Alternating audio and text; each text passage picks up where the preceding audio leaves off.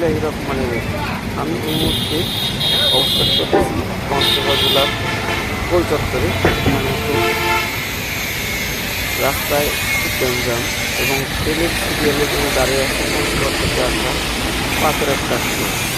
এই ট্রাকগুলো পঞ্চগড় জেলার থেকে পাথর নিয়ে বাংলাদেশের বিভিন্ন জেলায় চলে যায়।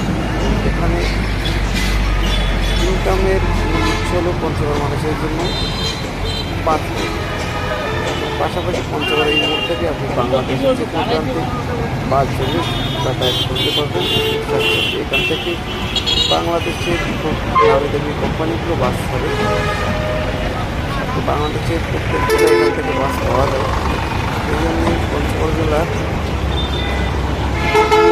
নাম অনেক এবং ইন্ডিয়ার পার্শ্ববর্তী জেলা আমাদের বাংলাদেশের ভিতরে পঞ্চগড় জেলা। আপনি এখানে আসলে বাংলাদেশের শেষ সীমানে আসতে পারবেন। ঢাকায় যেমন টেকনাফ থেকে তেঁতুলিয়া, পঞ্চগড় জেলা তেঁতুলিয়ার সবচেয়ে শেষ থানা। এখান থেকে আপনি বাংলাদেশের